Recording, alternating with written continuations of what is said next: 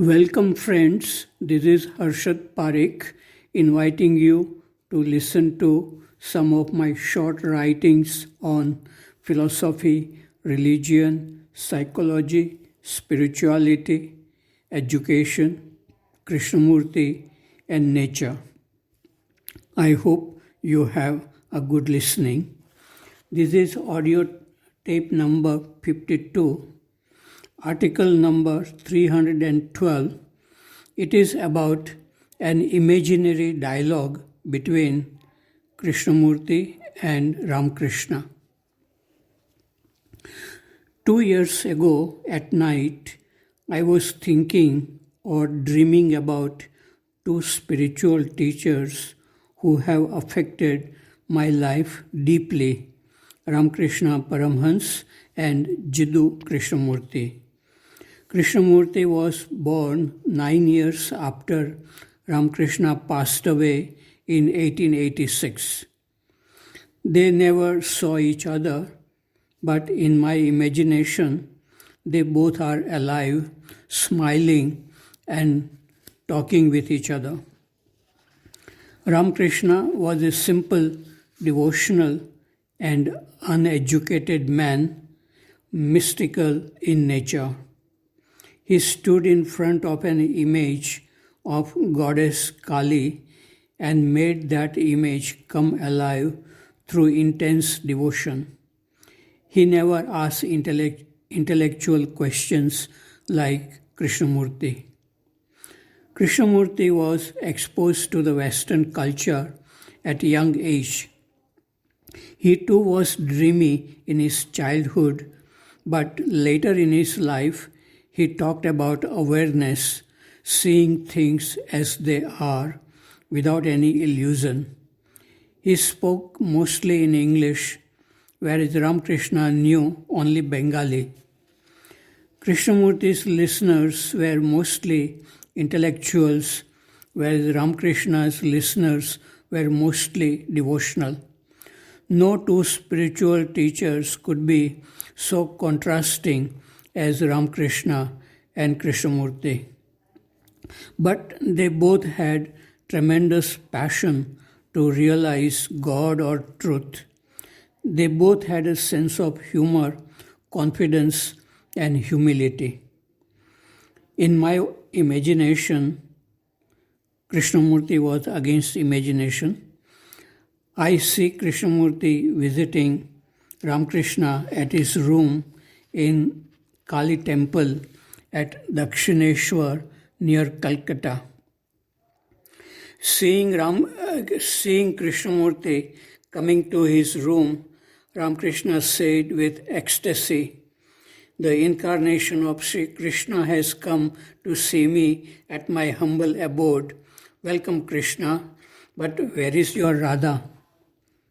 Krishnamurti said, "I know many Radhas. Which Radha you are talking about?" Ramkrishna said with a smile, "All women who love you can be called Radha, but I see Divine Mother in all women.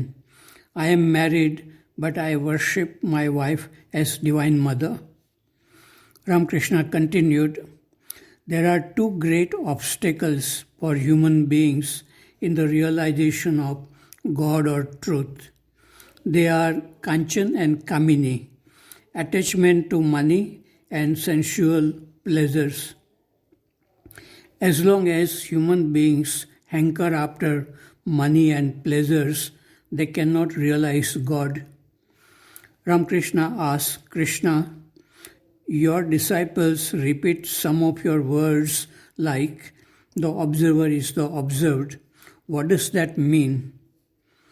Krishnamurti started explaining in his usual simple, clear, logical style the meaning of the sentence. But before he completed his second sentence, Ramkrishna had gone into his inner world where existed nothing but light. Ramkrishna had no need of words to understand anything of spiritual world. A beautiful smile appeared on his half-closed eyes. Krishnamurti had never met any man like Ramkrishna before. When Ramkrishna came to the state of normal awareness, he said, Krishna, you condemn tradition, but how can you know about great rishis and awakened teachers like Kabir, Mirabai, Gyaneshwar, Nanak, and others? They all were unique and were not afraid of going against the rules and conditionings of the society. They were not repeating the words from the scriptures. Just wait, Krishna. After your death, your disciples will repeat your words and explain your teachings intellectually without having the direct insight. They will live in the words of Krishnamurti and not be free from desire for money, power, and fame. Krishna, I had told my disciples not to build temples in my name and worship my image, but that is what they have done with a bit of social work. To live in truth is only for some brave disciples. Krishnamurti listened to Ramkrishna with complete attention. He knew that what Ramkrishna was said was true. They smiled at each other with non-verbal love. Article number 313. It is about awakening of awareness. Ananda was the companion, disciple, and the personal attendant of Gautam Buddha. He was selected by the Sangha to go wherever Buddha went because of his very good memory.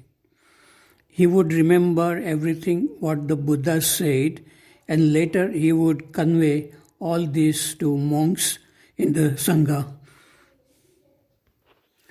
In spite of knowing everything what the Buddha had said, Ananda was not free from psychological suffering. When the Buddha was dying, Ananda was crying. He was saying to himself, I have not achieved my spiritual goal, and now my teacher is dying. Who has ever cared more deeply for me than my teacher? Just knowing and understanding intellectually what many spiritual teachers have said is not enough for us to be free from psychological suffering. What is necessary to be free is the ongoing awareness of thoughts and feelings as they arise in our relationship with people and nature in daily activities. This cannot be done through will and effort. It needs to be effortless and natural. People who are curious naturally about the nature of their thinking and feelings may have a chance to be free. This is because all problems of psychological nature like fear, anger, jealousy, conflicts in relationship have their source in thinking. Thinking is the result of memory and knowledge of language. Human beings also have within themselves something else called awareness, which is not thinking. The awareness is not awakened in most human beings, even among highly intellectual people. When the awareness is awakened, thinking does not create problems like conflicts in relationship. Awareness sees things and thoughts very clearly as they are. Krishnamurti's teachings can awaken awareness in some sensitive, honest, and curious people who can turn their attention inward at the source of thinking itself. This is certainly difficult but not impossible. Article number 314. It is about pure awareness. Pure awareness is like sitting in an empty room with lights on, eyes and doors open. If someone enters the room, you know it. In the same way, when thoughts enter the mind, they are illuminated by the awareness and they move in proper order without creating problems. Without awareness, thoughts move like people in a dark room, collide with each other, and create many problems. Article number 315. It is love is a rare phenomenon. It is a pleasure to be at the valley school, to walk among trees, to meditate every morning on the beauty of nature and love, which is free from duality. Generally, what exists among human beings is attachment, which leads to pleasure and pain, conflicts, and many other problems created by thinking. Love is a rare phenomenon because freedom from the self or ego is a rare phenomenon. Self arises from thinking.